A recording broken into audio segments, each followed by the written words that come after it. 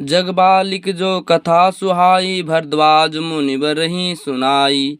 कहूँ सो संवाद बखानी, सुनहि सकल सज्जन सुख मानी। मुनि अकबल जी ने सुहावनी ये कथा मुनि श्रेष्ठ भरद्वाज जी सुनाई थी। इसी संवाद में मैं बखान कर कहूँगा, यह सज्जन सुख का अनुभव करते हुए उसे सुने। शंभु किन्हीं यह चरित सुहावा, बहिरु कृपा करि उमहि सुनावा। सोई शिव कागभूषणी दीन्हा, राम भगत अधिकारी चिन्हा। शिव जी ने पहले से ही सुहावने चरित्र को रचा, फिर कृपा करके पार्वती जी को सुनवाया। वही चरित्र शिव जी के काक भूषणी जी को राम भक्त का और अधिकारी पहचान कर किया। तय ही सन जग बालिक पुनि पावा, तिन्ह पुनि भरद्वाज प्रति गावा। ते श्रोता भक्ता रसमशीला, संवाद रसी जानई हरि लीला। इस काक भूषणी जी ने फिर आग वाल्मीकि जी को पाया और उन्होंने फिर से भरद्वाज जी को गाकर सुनाया। वे दोनों भक्त और श्रोता वाल्मीकि जी और भरद्वाज जी समान शील वाले समदर्शी हैं और श्री हरि का लीला को जानते हैं। जाने तिनि काल निज ज्ञाना, कर तलगत आमलोक समाना। और जे हरि भगत सुजाना, कहीं सुनहि समझौं विधि नाना।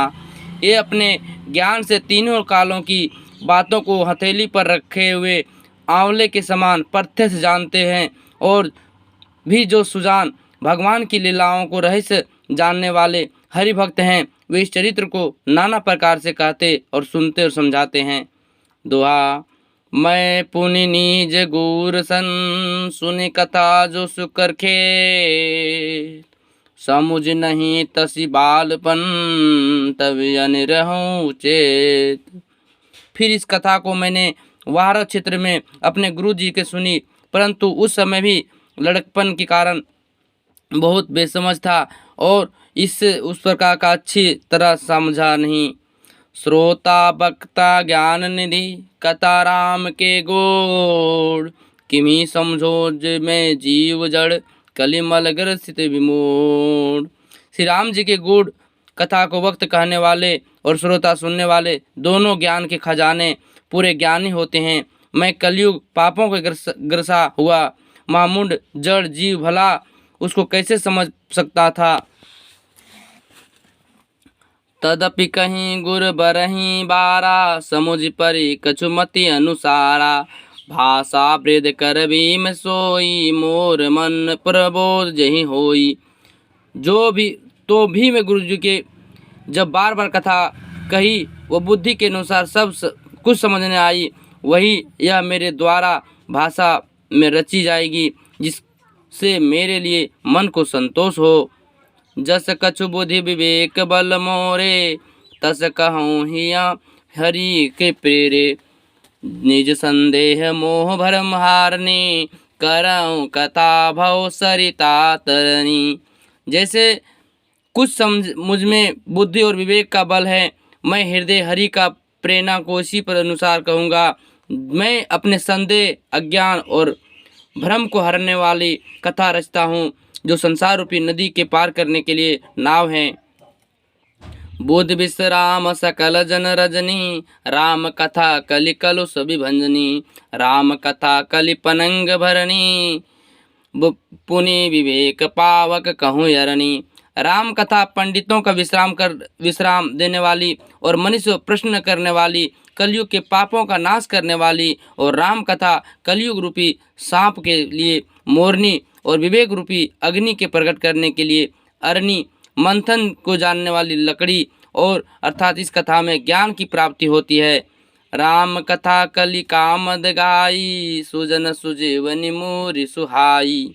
सोई बसुधा तल सुधा तरंगिनी, भय भंजनी भ्रम भेक भयंगिनी। राम कथा कलयुग के सब मनोरथ को पूर्ण करने वाले कामधेनु और गौ और सज्जनों के लिए सुंदर संजीवनी जड़ी है।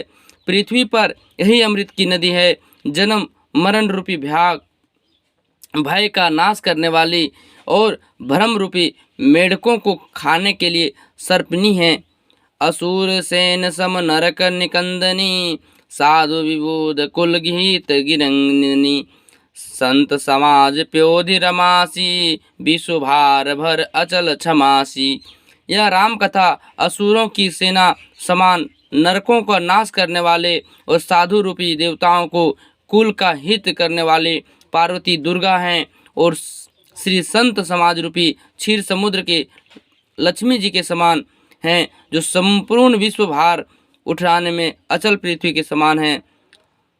जमगन मोह मसी जग जमुनासी, जीवन मुकृति हेतु जनु काशी, राम ही प्रिय पावन तुलसी सी, तुलसीदास ही अहि तुलसी सी।